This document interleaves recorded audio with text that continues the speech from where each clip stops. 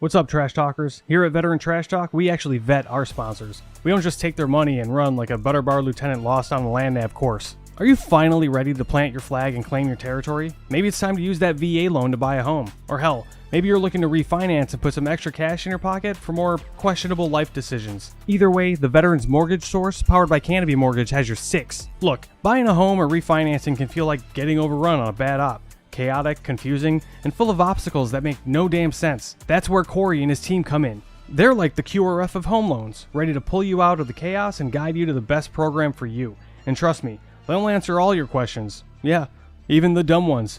Whether you're a salty vet or fresh out of barracks still trying to figure out where your TA-50 went. Great service, solid rates, and a team that actually understands the military life. That's why all of us here at Veteran Trash Talk trust them to do right by every veteran and their family. Ready to lock it in? Give Corey a call or shoot him a text at 808-699-7874. That's 808-699-7874. Don't wait. Unless you like overpaying and getting treated like an FNG. The Veterans Mortgage Source is powered by Canopy Mortgage, LLC. All loans are subject to credit and property approval.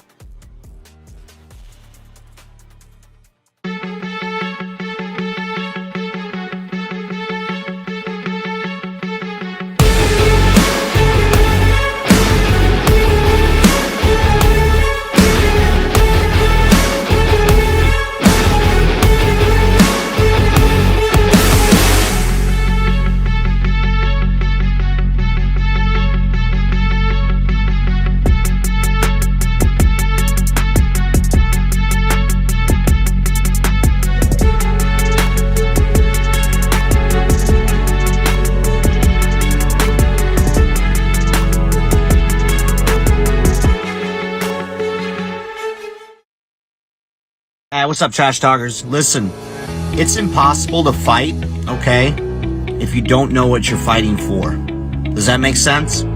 Like, if you're in the dumps and you're struggling with mental health, things of that nature, it's going to continue tearing you down, all right? Because you're consistently trying to fight something, which is that demon, which is usually something from the past, right? Maybe that why needs to be fighting for your future. Let that be your why. Get the hell up and start fighting for your future. Stop fighting things that happened in the past. Easier said than done, right? Go seek help. It's okay not to be okay. A lot of people need to hear this. You are more of a warrior and a fighter if you stand up and say, hey, this has to stop. I need to go seek help.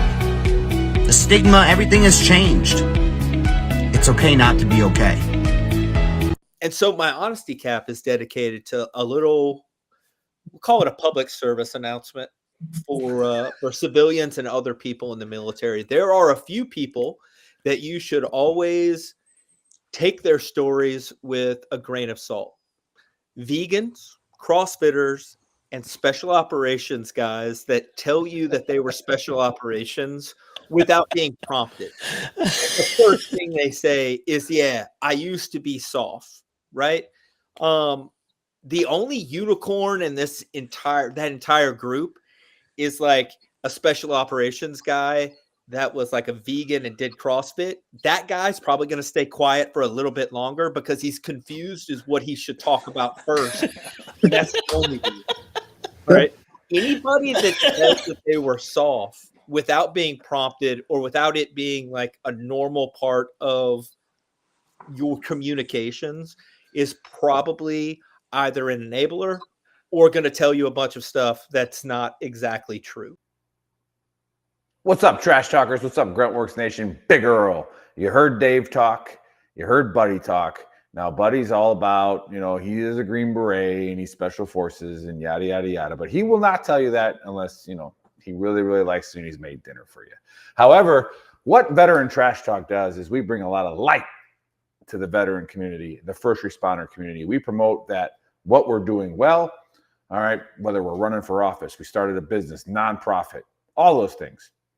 Veteran Trash Talk is a super clean page. We got Gruntworks if you want to go there and raise a little hell a little bit, but we are here to promote veteran-owned businesses. So the show you are about to watch is a veteran or veterans or a spouse of a veteran or a child of a veteran that's doing great things in the community, and we need your help promoting them and getting them all all the success that they need. All right, guys, enjoy the show.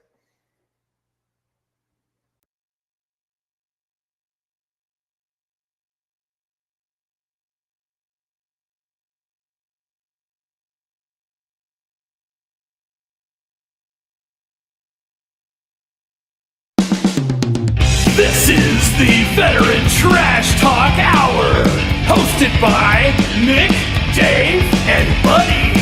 Real warriors making fun of other real warriors. Try to not get triggered.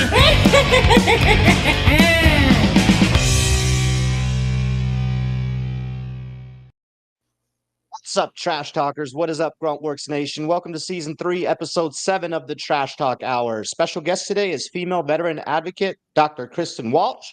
And as joining me today, as usual, are the Big Earl, and Buddy is missing. Not sure where he's at. You got anything on that, Yeah, Nick? Buddy said he's taking care of some family things.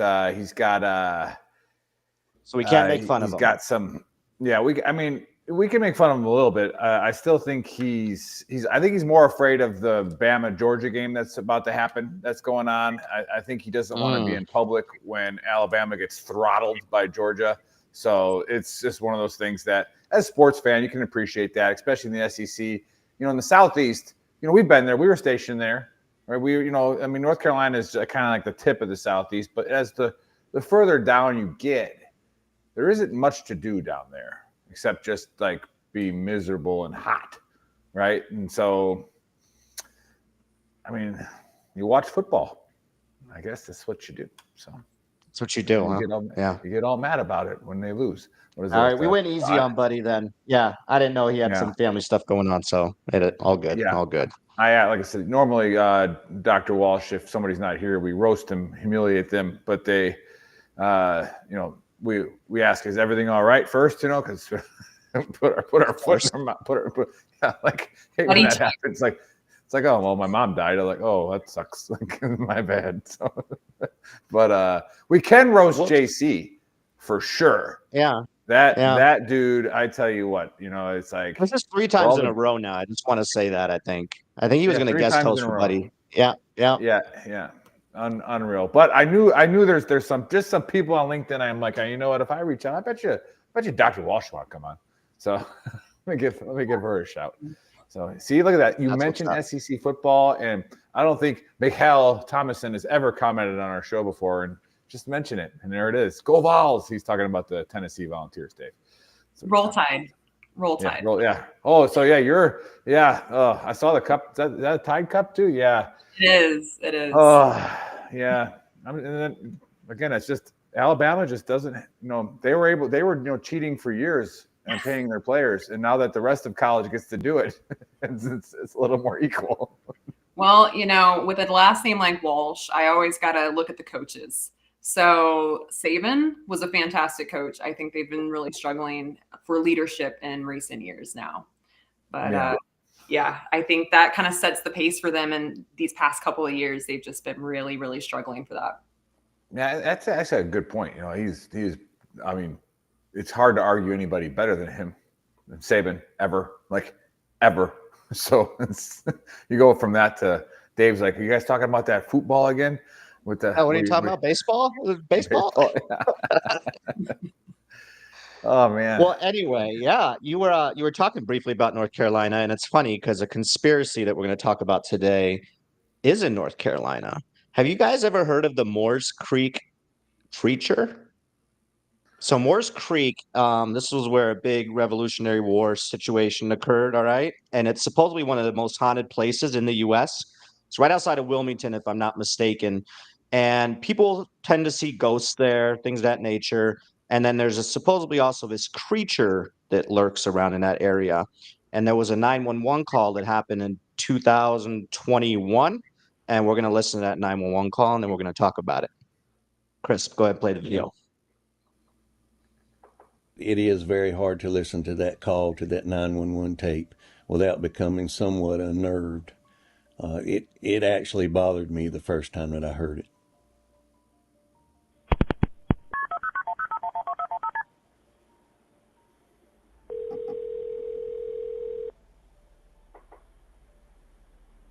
Chris, where's the sound?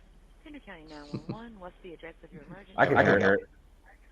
I'm driving on 210. I just crossed the Black River, and I thought I saw a guy standing on the side of the road bleeding. No sound. Okay, where are you at, sir? I'm on 210. I just crossed the Black River. I'm heading towards 53E.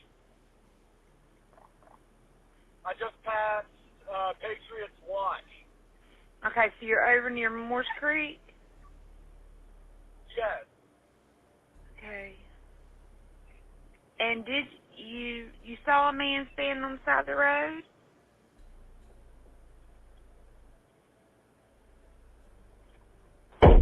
What the? What was that, sir? That's not human! That's not human! Sir, are you okay, sir?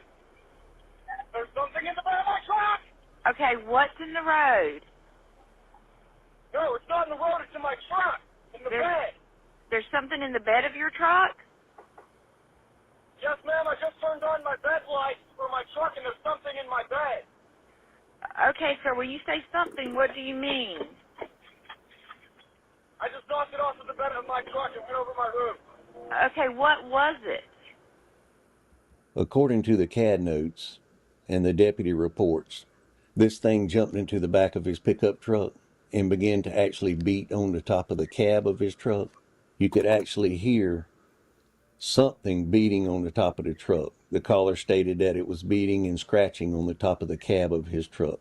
He actually stated that he was able to engage his bed light and was able to somewhat identify this object that was in the back of his truck. At some point, he was able to slam on his brakes, and the force of inertia actually threw this thing out over his hood and onto the highway, where this thing stood up in the roadway, made its way to the wood line, and disappeared in the woods.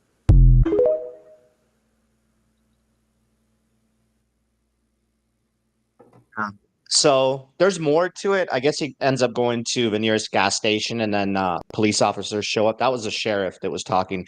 And yes, there were scratches on the top of his truck. So he definitely, something was, I don't know, something scratched up the top of his truck. So I believe in ghosts and stuff like that. So maybe, he And talks about aliens. seeing a bloody person walking down the street. Maybe it was a ghost from the Revolutionary War. In regards to the creature, though, you can hear the thump on the call. Like, Yeah. I don't know, man. I don't, an animal or maybe somebody high on drugs or, like a meth head. I don't know if meth is like, there's a lot of that going on in that area of North Carolina. So I definitely believe the bloody person, seen him on the street, ghost sighting, but I'm going to say no to the creature. And that's my take. What you got, Doc? I don't know. I mean, these stories are pretty common in multiple places in the United States. I mean, down in Florida, we got a lot of weird, unique things down there. Camp Blanding's down there, this old, it was a Marine Corps base at one point, and now it's used by the National Guard. And they just, drop random kids in there all the time to go hiking. And every now and then, one of those guys doesn't come back. Oh, I have to cover that. Yeah. Well, we had that in Russia with the gay aliens. So go ahead, Doc. Sorry. We didn't mean to interrupt you. No, so it's just, and actually I was researching something recently, these lights down in Orlando that people just kind of see floating above the road. And of course, when you're just kind of driving fast, it could look like anything. So I also was reading an article recently how the Loch Ness Monster, somebody came out on like their deathbed and said it's all fake. So definitely it's in the conspiracy swamp for sure, but I don't really think that there's going to be a clear answer ever on it. Okay, fair. So you're like, not sure if that all happened. 911 call, we can all agree it happened, right? What about the sighting? Do you think you saw somebody bloody on the street? You think that might have been a ghost sighting? It could have been. How close to that is? How close is a military base to that area? Well, it's right by the battlefield, the Moores Creek, which was Revolutionary War. There was a huge battle there, so a lot of people in that area claim to see ghosts all the time. They claim that it's one of the most haunted places, in the U.S. So Yeah. Yeah. What you got, Nick? You're cooking. Well, people say they see stuff like this in Gettysburg, so I believe it. Yep, absolutely. Absolutely. Yeah, what gets me here is I don't think this is ghost. I don't think this is ghost related. I think it's demon. And could be demon, or it said, what is this, 2021? Yes, if I'm not mistaken. So, Yeah. a lot of time we're looking up a lot of this stuff usually in the show that happened like a long time ago. This is relatively recent, and I got to think this is just like what we were talking about earlier about football. There's nothing to do in the Southeast, but then like you just have like these guys come out of the woods, like the movie Wrong Turn, in West Virginia. Some West Virginia stuff. You just got some backwoods dude that maybe got his hands on some bad fentanyl or whatever, and because drugs maybe. Yeah. You remember when you shot and missed those guys, but I was able to hit them. Oh on God. the OP. So no, we were on OPs and these guys screwed it all up, but our team was able to get them. And one of these dudes made Shot him like 4 times. He was still running. One of these dudes made like an 8-foot like jump over a wall, like after he was shot by 7.62, and it was like he was on something, it's like he was definitely on some uppers that get him up over the wall like that. Yeah, adrenaline too, but I mean, I'm talking that wall over that chemical building was huge. You're right. So I'm thinking this is a guy who got on some fentanyl, some bad stuff, and probably was like, the one dude in Florida who was eating other people. Maybe he was maybe he was like. They said he was a zombie. Something. Yeah. Oh, I got it. What was that stuff? Dr. Walsh probably knows because she's a doctor, and doctors know everything, regardless of what their PhD is in. Basalt, right? Basalts. Basalt. Yeah, basalts. Right? That was the stuff that made you like think that there was like bugs in you. Oh yeah. Yeah. Right. Yep. And like you're pulling them out. Yeah. And ripping your skin off. So maybe it's something like that to where he made himself not look human.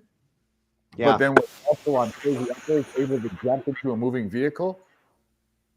Like crazy. So I don't think this is much conspiracy. It's just some real backwoods North Carolina shit going on. What about the bloody dude that he saw though? Would you maybe venture to say that could have been a ghost sighting? Yeah. No, that's what I'm saying. That's the thing that jumped on the truck. Like, but we got to break what's the other thing that bothers me is I've been having a problem. I guess this can turn into a small book of Earl, seeing as we're switching to Dr. Walsh as the guest. I can't deal with customer service. Right, I just can't deal with them anymore. I feel like constantly like they're condescending me, like every time I talk to them. And does anybody get this? 911 callers, they got probably one of the hardest jobs on the planet. Because they're hearing people in panic and just every time I hear these, like I would get so frustrated if I had an emergency talking to a 911 rep. What do you think it is? I just told you it's not fucking human. It's not human. All right. So what do you want me to say? There are tons of videos that are making fun of them. The 911 because they're like, what? This dude just said it's not human. Sir, what is it? I don't know. I don't fucking know. Right. And so it brings me back to the movie Die Hard, right? The Christmas movie Die Hard, where he finally gets to a radio and calls 911, and that 911 person's like, sir, this is for emergency lines only? And he's like, does it sound like I'm ordering a pizza?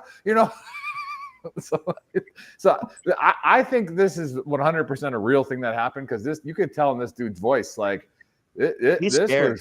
Yeah. And the other question is, they interview him too. There's a full-blown interview with him on TikTok. You can find it. Yeah. A reporter goes out and interviews him, and he seems like just a regular dude, man. Like he seems legit. Like he doesn't seem like he's just trying to create this big conspiracy. Like he doesn't seem like he's going to become an author, right? Just by the way he talks. Like I think he legitimately like had a situation there and didn't know what it was, Yeah. So, yeah. But then the other two is like, how did he get him off of the truck? He said he floored it and the thing flew over his truck. See, so that takes out aliens. I think aliens would be able to handle themselves in a high-speed situation. It's definitely not an alien. It's a cryptic creature, supposedly. Yeah. that has been seen in that area. But you've identified the decrypted creature as meth heads, right? Or druggies, just that live out in the sticks. Yeah. And then, like Megan says, wasn't 2021 when bath salts started making their rounds No, again? bath salts was like way earlier because that situation in Florida was in like 2000. Was it? Oh, she was saying when they were making their rounds again, like it was starting to get popular again. Yeah, So, could be. And there was Spice too. Spice was another one. Yes. Yep. Ooh, Spike. Yes. Ooh, remember that? Like, again, this is where when I, matured in the Army. I know where you're going at with this. Yeah. But it's not a lot to mature in the infantry. You just like have to be able to like, think Just for a breathe. second, and you're like a colonel, right? Like, yeah. Show up to work on time. I was able to pause before I said something. Promoted, right? Promoted ahead of peers.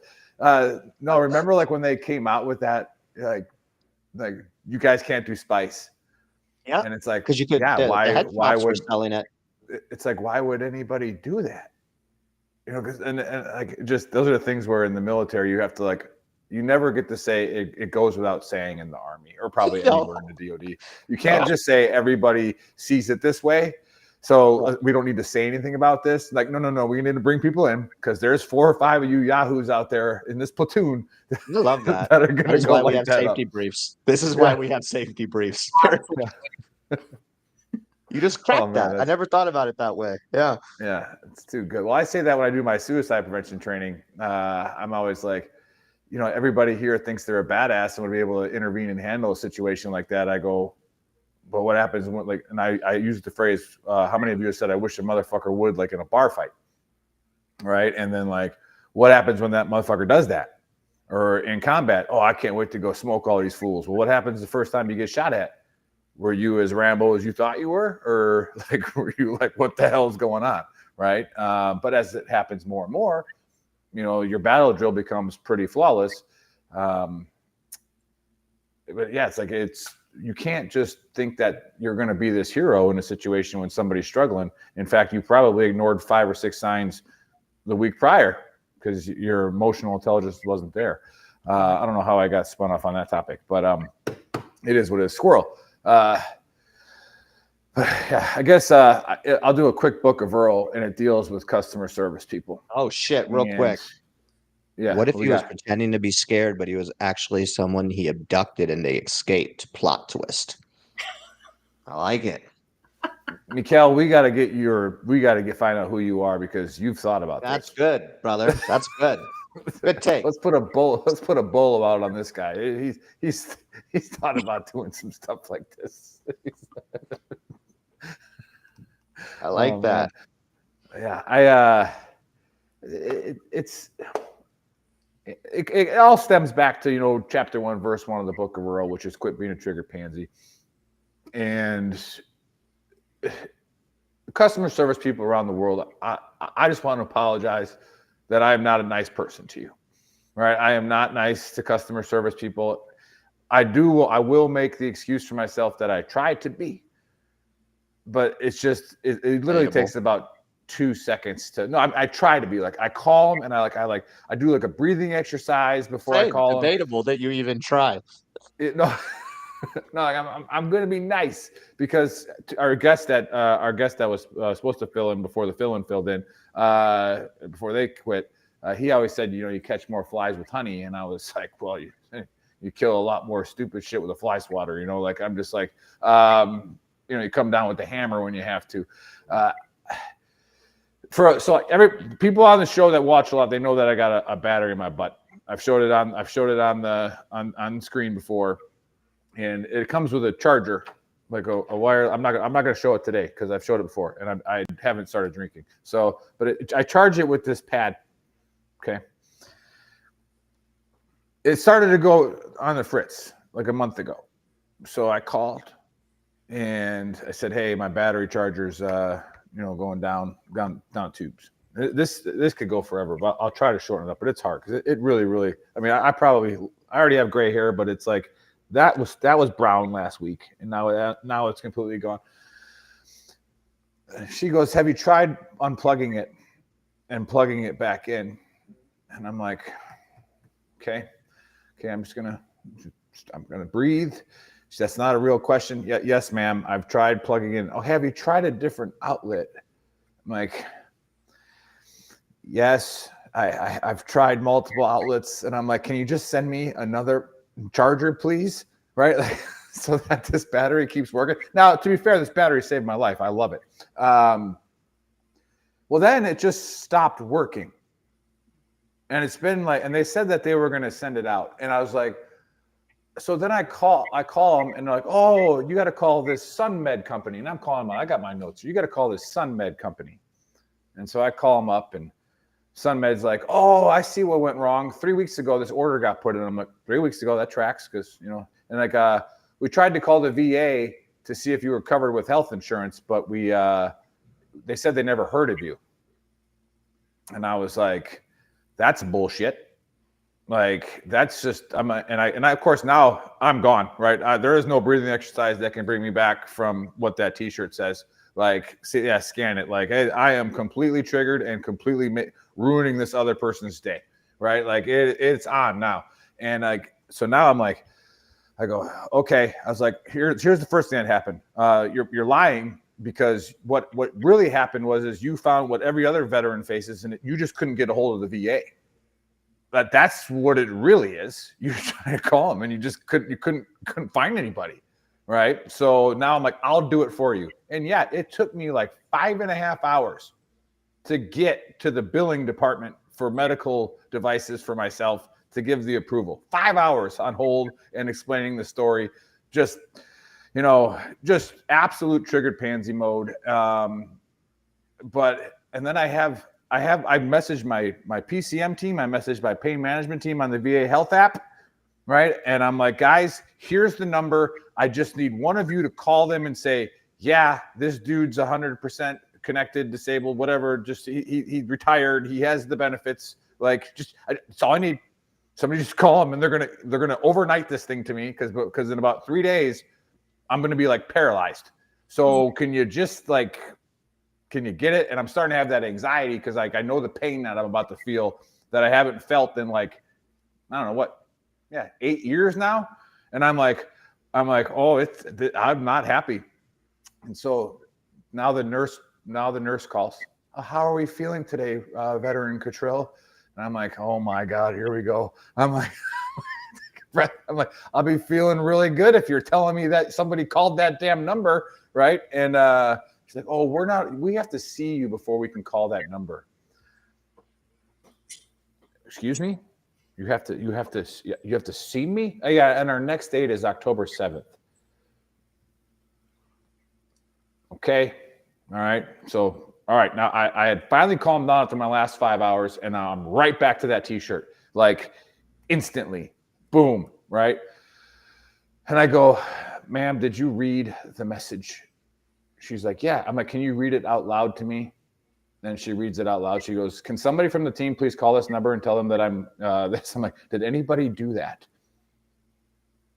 Well, no. I'm like, don't worry. And at this point, I'd already escalated it higher to a Congress representative. the Congress representative called down and said, send this guy his freaking thing. And then they did. And I got it overnight. But like, I'm sitting here, and thankfully I know, good people like Aaron. I'm like, Aaron, who do I call for this? I got to get this happening. But no, so here's the overall message is do your best not to be me when talking to customer service reps. All right. Do your best not to be the big Earl, right? Just try, because it doesn't get you anywhere. It won't get you anywhere quick. That's for sure. Like, it's just an absolute disaster. But that's it. What's you guys take on customer service reps? What's your experiences? I've definitely had some moments that I'm not proud of, but have been working, especially on the phone with VA, to make sure that I always end with a smile.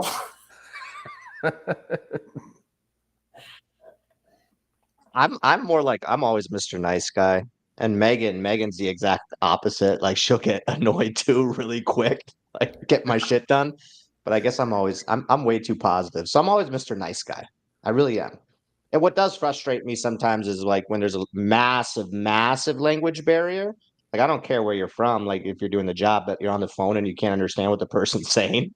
And that does frustrate me. Like if you're gonna be on the phone talking to somebody, you should be able to like communicate, and talk about the issue at hand. So like that does frustrate me. But other than that, Well, I'm that's not always very inclusive, Dave. If like no, you don't no, hire that's somebody just because being they real. can't. That's just being Yeah. real. You know me. You know my personality. You know me as a person. Like, but that one, yeah, that irks me a little. But I'm just always nice, man. I'm a positive guy. You are. I can I like can to see the concur with that. positive in everybody, Nick. Yeah. Well, I want to too, but it's like, did you try turning it on? No, motherfucker. No. I know. Never thought of that. But that I've goes had this back to battery your in my safety butt for brief 8 thing, years. right? I've never Nick, thought about turning the charger on. Nick, that goes Ever. back to your safety brief thing though, because people probably don't do that. I know exactly. After 8 years, People. though. Oh Look, my god. Christopher said it in the chat. He's like, as an IT guy, it happens. They have to ask those questions. It's not personally against you. Yes, you Yeah. move a lot faster. You're a lot smarter, right? We get that, but like, there are people that aren't at that level. No, but And I you got to didn't lose tell it them, then. did you plug it in? Is Yeah, it just plugged plug it in? in. Yeah. Do you have power? Oh, yeah, the VA is great. Like that's the other thing. Then the pain management calls me because I'm like same thing. I'm like, they're like, we have to see you. I'm like, why do you have to see me? Like, why can't you just call them? Like, and I go, I want you to take this into a meeting. I go, hope that they say that your call might be being recorded. I'm like, I want this to be recorded so that you can play this at a meeting. And I want it in front of all the senior reps at the VA. And I go, how many times have we ruined a veteran's day, if not week, if not life, by going, well, policy says we have to see you first. Right. And it's like, okay. And by the way, it can't be for another 4 weeks from now. Yeah. Dude, and I went full ranger instructor mode. Like I went like, all right, hey, look, you ever been to ranger school? And there's this sweet old lady. So I was assuming the answer was no, right? And she's like, no, I wasn't being mean to this one because she had too nice of a voice. That's the other thing too. Like you said, Dave, being able to understand and then having that calming voice also helps. And I was like, well, we have what we used to grade off of the 5 principles of patrolling. And the 5th principle of patrolling was common sense. So you could do everything right. But if you were a moron, I could still no-go you. Like, I could just be like you did everything right, but you're stupid, right? And so it's like we don't need that going around. So that's why I went into this whole discussion with this lady. I go, maybe you should add like that common sense factor into your policy. Like put it in your policy where if your common sense buzzer goes off, you're allowed to like do something like, oh yeah, this is kind of common sense and doesn't violate anything illegal. I can call SunMed. I can call them and say, yeah, this guy with this last 4 of his social and this birth date, he's seen by us. So Mikkel laughed my ass off. What if she was like, yes, I did? That would have been great. She's like, yeah, actually, I was the first female to go through. And I had to fact check her because I was the lead primary instructor when the first woman went through. So I was like, oh, okay. Yeah, were you? Okay, Haver. I don't think it's you. I don't think you're working for the VA now. So sorry, Shay. No, that's that. That's what got me going this week. And that was fun. I didn't think I was going to get to share that, but I feel better now. I feel better that I got it out to the public that I was a jackass to a few people. And if they're watching, which I doubt they are ever, and they'll probably never be customers of ours because of me. I'm sorry. I'm sorry for treating you that way. Just it's what it is. But anyway, I get the distinct pleasure of introducing Dr. Walsh, Navy veteran. I haven't looked up your bio in a while, but if my memory serves me correct, is corpsman, more in the radiation field, or what would you? No, nothing like that. Respiratory. Close. It was the R's. Oh, see, I knew it was something R. I'm like, I was like respiratory. Okay, perfect. Yeah, but it's been a while since we had you on, and are we able to talk about that thing that I contacted you about? No. No, okay, we can't talk about that. Stinks because I was wondering what the hell was going on. We'll cover that at a different show when you're not on. No, but it's there's definitely a lot going on. Yeah. So I've been researching in the space for almost 10 years now, publishing academically, really focusing a lot on understanding the veteran population and putting that into academic terms to help us get more research out there. We're having a really hard time right now accessing research and data to put numbers behind the words that we want to do. To say, I want to go out and I want to, I want to solve mental health. That sounds fantastic, but we need those numbers. We need that data. And so that's kind of what I'm doing in my personal time is I spend a lot of time doing research. Right now I'm researching service dogs and the values that they do or do not have. But I also do research in veteran identity, which is really, really big. You were talking about, people being easily triggered. A lot of that is, because we are veterans, we've had unique experiences in the military that have put us in unique situations. And so we've developed some unhealthy habits and behaviors, including sometimes yelling at VA staffers and telling them how ridiculous it is that we have to wait 6 months for an appointment. But, so understanding that research, we can start figuring out if we know why it's happening or how it's impacting us, we can start working on how do we fix this? How do we put interventions in place, but also how do we prevent this from happening in the first place? Because that's probably one of the most important things is prevention. And I think we overlook it a lot. Looking at we go through sexual assault prevention awareness training in the military. And, we see that we still have a problem with sexual trauma happening in service. So maybe we need to do a little bit better on that. Well, I'll get triggered on that too. Oof. Yeah, it's a big conversation and it's not one that's gone away. Right now we're seeing a lot of mishandling happening. Oh, somebody is really paying attention. Oh, there you go. See, I'm a researcher. I'm a total nerd, and there are people out there that can relate. So that's good. But I'll say probably one of my more interesting research papers that we published a while ago, we analyzed to see how politicians were talking about veterans on social media. But this was back in 2017 through 2020. And we looked at two presidents at the time. We looked at Obama and we looked at President Trump. And then we looked at all 50 governors across the different states. And we looked to see specifically on what is now X, how are they talking about veterans? And then what are they actually saying? Most politicians, to be completely honest with you, they use veterans as a trophy. We 100%. are a tool. That's probably not a surprise. Yeah. Nope. So when you use terms like #veteran, most of the politicians were using them to endorse other candidates saying, hey, this person likes veterans, and then not actually doing anything about it, not actually saying, hey, here's a veteran I want to celebrate. And I think, celebrating veterans is kind of something that we're seeing kind of shift in society right now. Mm-hmm. And I think that's kind of a big deal. If even our politicians are using us as kind of just empty vessels, what are we really doing? Right.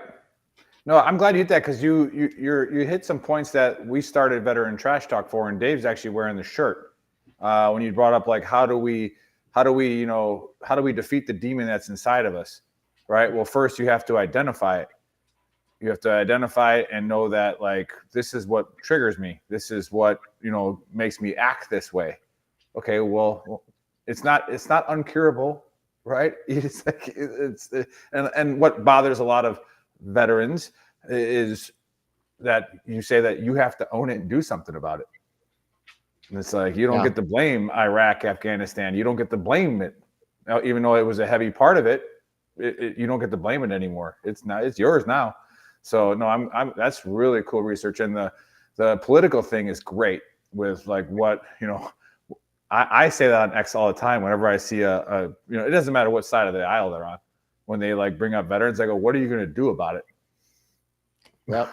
Yeah, I mean, we found a couple of tweets that were identifying hey, let's celebrate this opening of this veterans memorial bridge. And it's that's great, and there's maybe a photo of the bridge, but what happened? Was there a ceremony? What, because we were only allowed to look at exactly what they were posting. So when you take things out of context like that, it's not making any sense. That's not really a celebration of veterans. You're excited that for infrastructure and transportation and maybe a better commute, but where's the actual support for veterans? And so, that's something I think across the states as we have these suicide prevention challenges and things like that, the governor's challenge, the mayor's challenge, they're not going to talk about our veterans in the best ways on social media. Put the action in at least. That's what we really need to see is we need action. And so, research like that is very important because it stimulates these conversations of, well, how are politicians framing? How are they using veterans? And especially in a period right now where there's a lot of conversations about National Guard and military, how do we really perceive our military veterans in our society? Do we respect them or not? Yeah, interesting. Yeah, good. Well, how far along are you in the research part of that, and where is that going? So, well, we did that piece, and then we did a secondary piece also trying to understand how people perceive veterans in general outside of social media. So we called hundreds of people over the phone and we asked them, what 3 words do you think of when we say veteran to you? And I mean, I'll be honest, the words were surprising. Really? In most ways. Yeah. We found 2 very distinct themes: hero and disabled, broken, drunk, homeless individual. Damn. And then we said, okay, what person do you see in your head when you think of veteran? Most people saw either tall, straight standing white male with a military, fade, or a crusty old white man with, wearing a campaign hat that said, whatever campaign, holding a cane that's probably, has the branch of service emblazoned all over it. So it's kind of stereotypical. Damn. Yeah, wow. I agree. The stereotype, and then this is it's kind of feeding my a lot of the like my bias on things that I get triggered about in the veteran community itself. And Dave knows this because I make fun of Dave all the time for this when he makes his little TikTok videos when he's mad about something. And I cringe when I hear as a vet. I know where you're going at with this, but I feel like the one video I feel like that was just because now we can speak about that stuff. We're out of the military. When I was in, I'm just saying when you say my beliefs on Israel or Iran, or now I can just say what I want. As a veteran, as a veteran, I mean, easy before you say the next thing that come out of your mouth because you don't speak for all of us. And then, go back to that. Well, you say, of course not, but to what Dr. Walsh is researching. Now people listening are like, oh, that veterans fucking hate this. And it's like, no, Dave hates that. Right. So usually the topics that I bring up, a lot of veterans don't like it either. Cause I'm very controversial. Here we go. There you go. I don't follow the norm. There you go. Disenfranchising veterans again. So to go on Dr. Walsh's point. No. To go on what you were saying. A lot of veterans. No. So to Dr. Walsh's point. Well played, Nick. Well played. When you talk to about minorities, right? Whether it's by gender, by race, by faith, whatever it is, we all have our generalizations, right? Mm-hmm. And we all have those. And I don't think it's wrong to have those. You just have them, right? Until you get educated, until you join the military, until you join the infantry specifically. And you're surrounded by platoons and platoons of all kinds of people, right? So you get to meet them, you get to understand them. But again, somebody from, somewhere in Oklahoma, Lawton, Oklahoma, where I just was, or whatever, and they go to basic training, might not have ever seen anybody anywhere near different than what their entire town is like, right? So that's why I always be careful, as a woman. Okay, as a woman, what? Be careful the next thing that comes out of your mouth because you might just actually make it worse by I'm not saying you did, Dave. I'm just saying make a joke that way. Yeah. I'm just fucking. It just makes me. Veteran trash talk, man. Come on. Yeah, it makes me just cringe. No, we talked about that 100%. Yeah. Or like as a black man, what? Like, careful. So yeah, no, I like those points, and I think that's something where, you know, when Buddy said it best last week, whereas AAR yourself. Like AAR yourself, you know, find out who you are, what, like all that kind of stuff. And then when you do drop the V card, like, I'm a veteran, careful, because you could hose me out of a job, you know, the next time I go to apply for a job. We are seeing that in some places, people don't understand veterans. And so because of that, they're just going to turn away the applicant. And there's such value, you know, that veterans can bring. But, you know, to tie those two research pieces together, you know, the biggest thing that we can see is that there are misconceptions about veterans in our community. We have to work together to overcome those stereotypes, those super negative things. And we need to get our elected officials to actually understand us. You know, we need more veterans in Congress. We need more veterans in civic engagement. We need more veterans speaking up and out in professional ways. I think there's a huge value to that. We saw that last week at, you know, the Military Influencers Conference. All of these individuals are gathering together to get their voices heard. But what is it that we're saying? Where's our mission? We weren't allowed to talk about that. Well, we can talk about the fact that it happened. I mean, it's still an incredible conference, and it's one of the best ways for a lot of veterans to find that community again that they're lacking. You know, when people get out, they struggle. That was one of the questions I had prepared to kind of ask our other individual. You know, how do we bring our community together? How do we ensure that there's a seat at the table for every single veteran who served, especially, you know, those who served were drafted, but all of those in our voluntary service era. You know, because there's such value to it. And we just need to help people understand that better. Maybe by being nicer to the customer service people, they'll develop a better understanding of veterans and be nicer. Yeah, because you call those people now, ask them about veterans, they're going to give you an answer. I didn't say as a veteran, or I wasn't John Goodman from you know, The Big Lebowski. You know, I didn't watch my buddies die face down in the mud, so I couldn't get my battery charger. You know, like but now again, if you're working for the VA, I mean, yeah, you're probably a veteran calling in. Probably a veteran calling. But that's another good point. And Dr. Walsh, did this research get published already? Yes, yeah, it's all out. It's all published. It's all on Google Scholars. The best way to find it if you just search my name. Okay, search on Google. So did you share it on LinkedIn? Because I didn't see it. No, but I can. That's a great idea. Yeah. Again, what did you do about it, Dr. Walsh? You have this memorial bridge and you didn't do shit about it. Like, no, get it out there. So I know. Well, I will say, so I'm looking at Megan's comment, and absolutely right. You know, there's such stereotypical actions. Dave's going to have to listen to that all night now, how right she is. Good job. She's a smart cookie, man. Yeah, I'm seeing that. She's got some great points in that paragraph she sent. Yes. Yeah, I was scrolling up and down looking at it, trying to read it. I think it's too big. What are your thoughts on that? I read it too. Is that or what are you allowed to share? I know you can't, like, or you can, right? Well, it's public. So I actually this is another research project that I had been working on, was looking at predicting political behaviors, and this was 7 to 8 years ago. But I wanted to see if we could predict political behaviors of individuals who had served. If you served in the Marine Corps, are you more likely to vote Republican or Democrat? If you served in the Army, are you going to be more likely to be independent? So looking at kind of things like that, and very similar to the Twitter article that we did, very similar to all of the stereotype articles we've done, it was kind of proving the point that, you know, if they were in the military, period, if they were white, and if they identified as faith-based in a Christian faith, they were more likely to be voting conservative. Yeah, that tracks.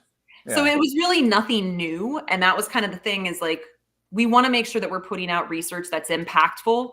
That research just kind of proved a point, and it was like, we don't really need to. Yeah, we already kind of knew that. Yeah. That coffin. So that research was kind of scrapped. Yeah, but then again, like I said, that's why I was like thinking, like, a lot of times you can reinforce a stereotype, you know, and maybe that's not what we were trying to do. It's like what we kind of just did. I know about that, Christopher. What did Christopher say? Yeah, Air Force always voted Republican. Nah, that's not true. They got some. But I'm just. yeah, they're the softies. I'm not even trying to go political right now, but yeah. No, I had an interesting meeting. I got invited to a dinner to see how the Santa Clarita Veterans Collaborative. It's the largest veterans population in LA. So I went there and they wanted some advice on a fundraiser, and most of the board were not veterans, but they wanted to help. And I was very blunt with them, like I am, and I was like, first of all, I was like, how many of you are here just so that you can put it on your resume that you're on a board? Oof. And like, how many of you are here so that you can feel good about yourself by projecting some form of caring? And this kind of goes along the line of what you were saying earlier is, what are you guys doing? Like, what are you actually doing for veterans? Yeah. And there was a point to it because they showed me a flyer for fundraising. And I go, you're going to get people to give you money because of all the colors on it and talking about veterans and families. And I go, but do you want to get a lot of money? And they're like, well, yeah. And I go, put down what $5,000 does. Put down specifically what it does. Don't do the golf fundraiser where you get a silver package with $2,500 and your team gets two tee times and a dinner, right? Put $2,500. We'll send one. And I said, here's a gap that I see, a massive gap, that there is no family counseling for married people when they split service, because not only does the veteran go through a shift, the spouse goes through a shift, especially if they move away from a military town, right? Absolutely. Why are we not like almost mandating that if you're married, you go to one session? All right. Yep. What do you expect when you get to Omaha, Nebraska, right? When you go there, right? What are your expectations? And it's also what does TRICARE offer, right? Or what doctors actually accept TRICARE, right? I'm not saying that doctors accept TRICARE, but when it comes to psychological stuff like that, marriage counseling, marriage counseling, kids, why are we not? You see the best why are one, we not including the spouse? I saw this gap, and I said, hey, why don't you do that?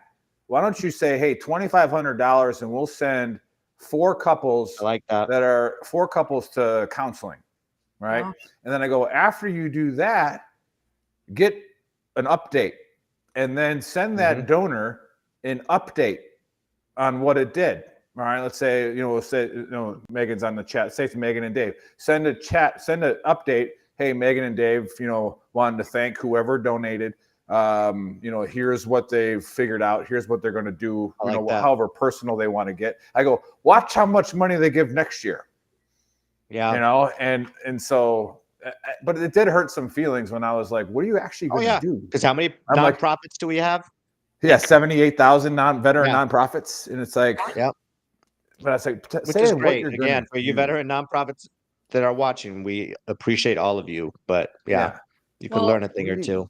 So there's actually, and I was really lucky to get involved with an organization. I volunteer for Onward Ops, and they are supposed to kind of be that net, at least for the service member, to catch them and be able to find a mentor in wherever they're trying to go.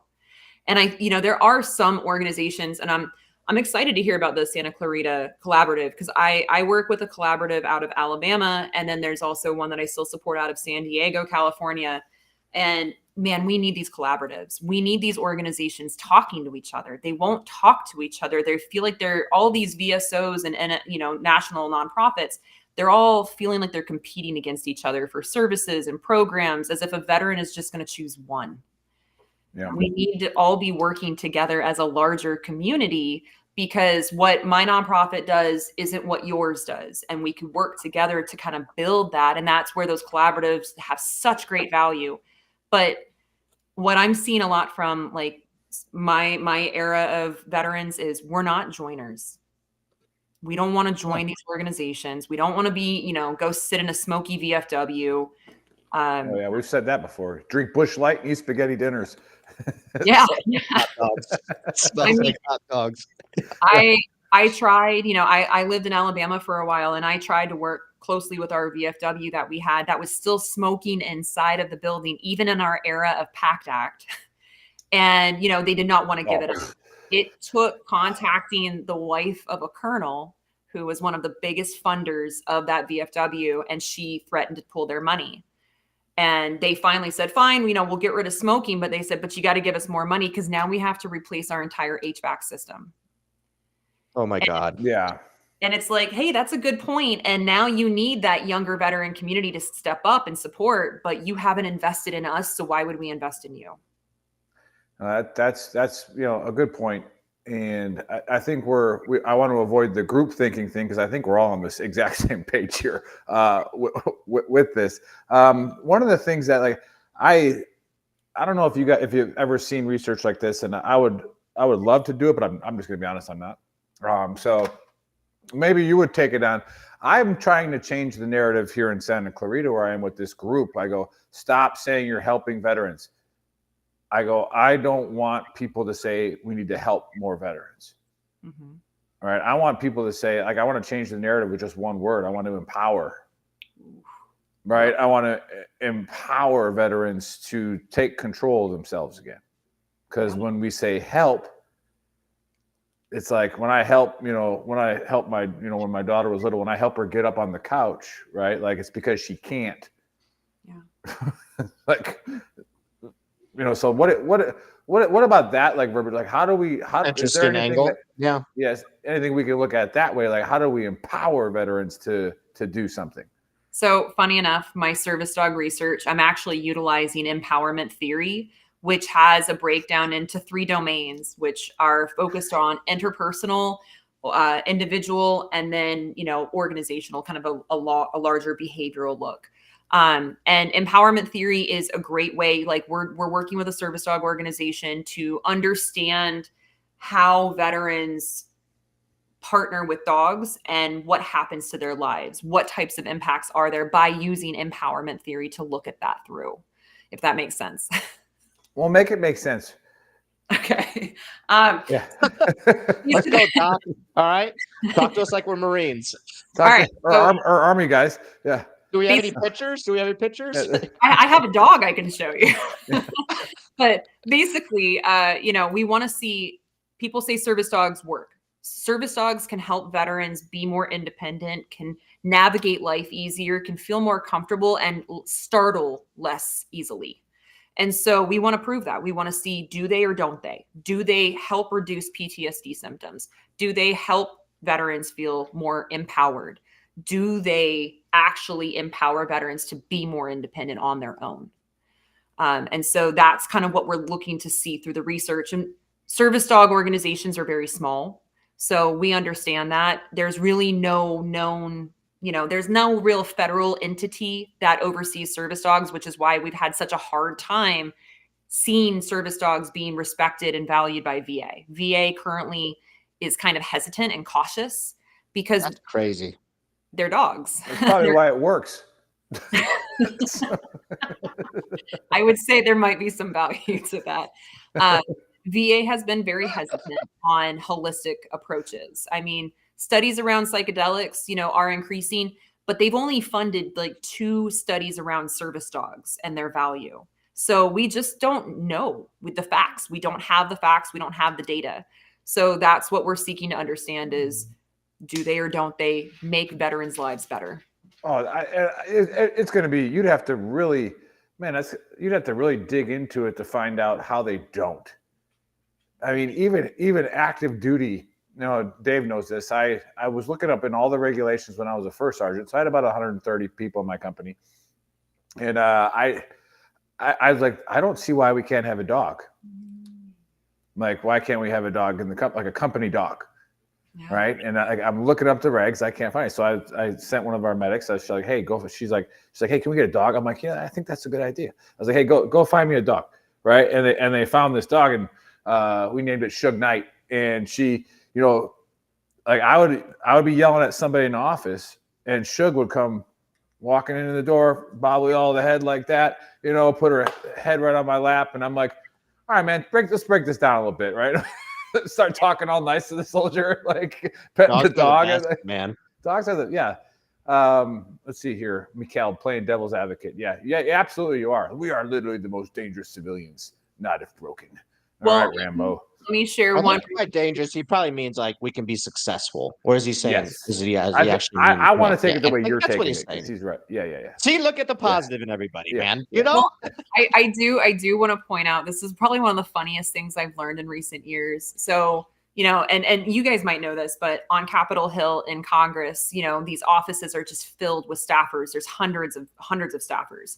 And a lot of times when their members are in the district, they're allowed to bring their dogs in to their offices. And it's seriously like the morale just lifts anytime there are dogs on the Hill, and you just see all these staffers taking their dogs out, and it's just you see all the signs on all the doors, and it's the best thing that they could be doing for the staffers. It's such a cute thing, but it's really amazing also to go into all the offices and see just the morale being lifted. So there is absolute visible value. It's just we got to prove it with hard numbers now. Yeah, and that's kind of the same thing with like suicide prevention, which will get me off on another tangent. Is I'm in a constant war with DPRR and the stupidity that is that office. There are some good people that work in there. I know most of them personally. However, they just came out with songs, like songs, like by service members to sing about recovering from trauma. Oh, And I'm like, okay, no. like, and I didn't want to sound hypocritical because we just had, Sergeant Major Riley on here with the Washington Tattoo, who those guys are awesome. And they use like songs like the old Celtic bagpipes, and like they what emotions. You got homework with it. Like you have to write down your feelings. Like you got to do all this stuff with it. Good stuff, though. Yeah. It's like, are we rushing out some good idea that we heard from somebody and we're going to waste time on this? And what is, again, the majority of the Army is infantry.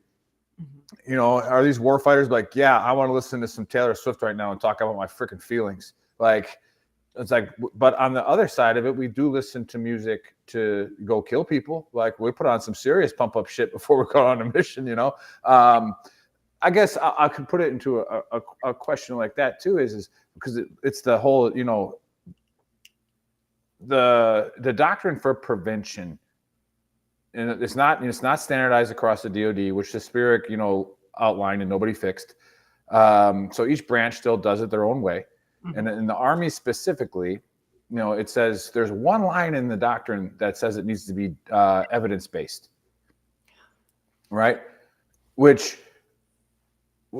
But again, the civilians in DPRR and then across the new IPAGs, they take that sentence as like the gospel of the doctrine. Right. To where we can't try anything new because it's not evidence-based. Yeah. That's a huge issue.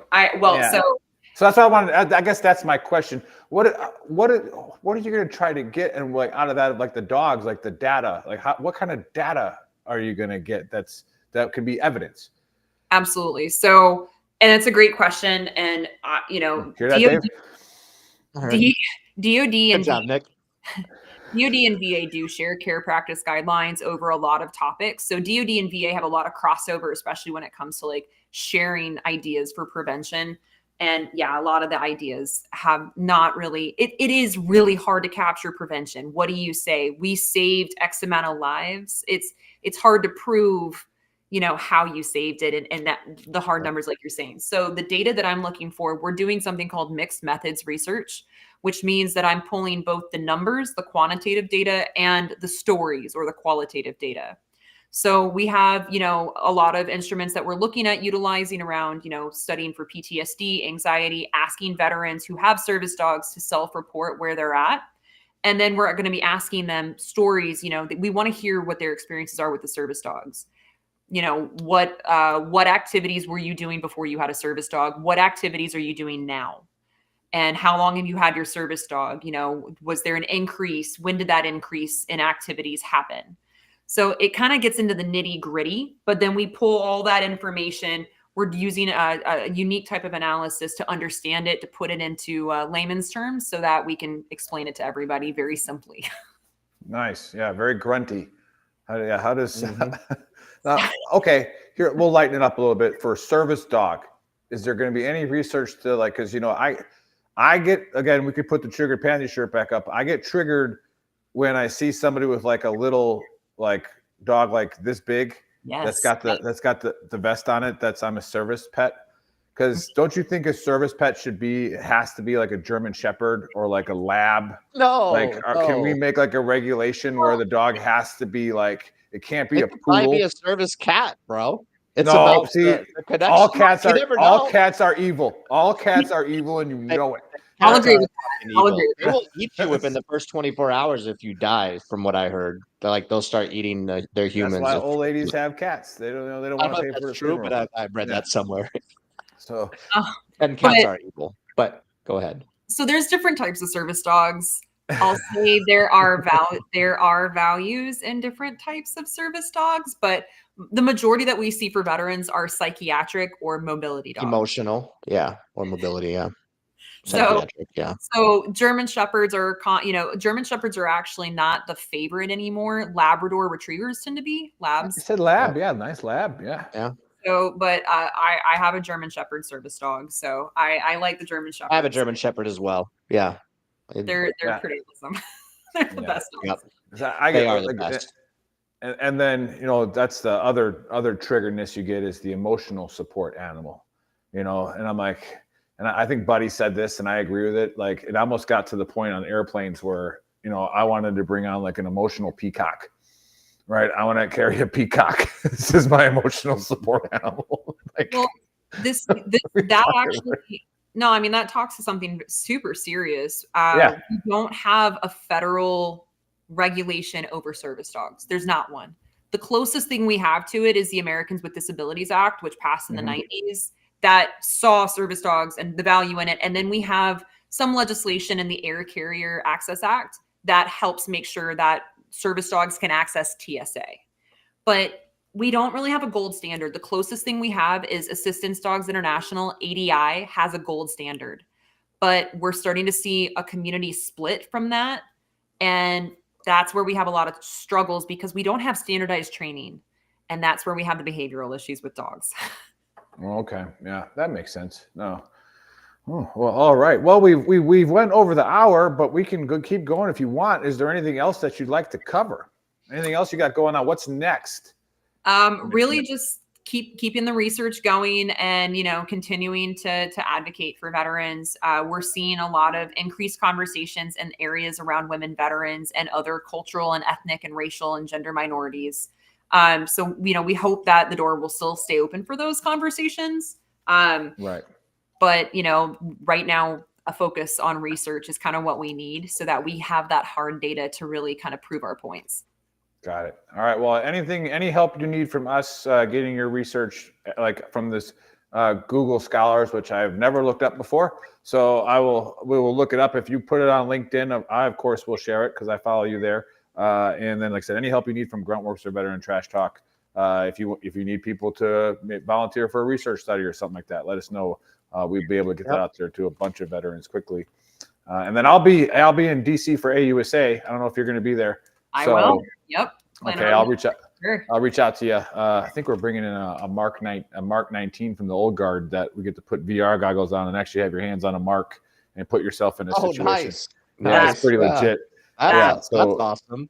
Yeah, we're gonna play with that. But all right, quick AAR. Stay away from Moores Creek, North Carolina. I mean, it might be safe now, but if, as Megan said, so if bath salts start making a turnaround again, you're gonna have some dudes jumping in the back of your truck. So you gotta. I'll read your question, Christopher, and answer it later on the chat thread on YouTube. And then we had, it's a really good thing. I'm going to message JC and thank him for being in traffic because the show ended up being phenomenal. And we don't need to ever invite JC on here again. He just keeps finding ways not to be on here. Actually, he's been on here like 7 times as guest host and stuff like that. Yes, so, he has. We wish you the best, JC. Hope you got through the traffic. And then Dr. Walsh, Navy veteran, corpsman in the respiratory field. Got it right this time. Doing some awesome research. So look up Dr. Kristen Walsh. Is that or is there the hyphenated? Is that in there as well? For when you look it up for the Google. Dr. Walsh. Dr. Walsh, Google Scholars, look up some of the stuff that she's done. Hopefully she shares it here soon, and then we'll put it on the thread. And just, a lot of good stuff on how we can. I'm very interested to see how the service dog stuff turns out. And other than that, turn it over to Dave to give the that was guest fun. the last word. And the comments, I got the meth monkeys jumping out of trees. The comments are on fire today, man. We got them going. Yeah. Yeah. There's the Been a dog. fantastic show, y'all. Thanks, Brian. Yeah, if you tune in late, go to VeteranTrashTalk.com. That is our website, which has links to everything where you can rewatch, re-listen, do all that good stuff. Oh, there's a German Shepherd right there. Love it. Go to shop.veterantrashtalk.com. That's where you can buy our awesome merch. I am wearing one of the OGs, Veteran Trash Talk. Get the demon out. I can't tell what you're wearing, Nick. I'm wearing the Gruntworks Protector line for Save Women's Sports. So this one I wore it to the meet today, and I got a lot of good publicity on it. So love it. Yeah, so it's Team Cock Block. All right, so they got let women work hard and win their events. Okay, there's no reason for a dude to come in there and break their records. I would agree. I would agree. Yeah. Thanks, everybody, and we'll catch you guys next Saturday. Boom.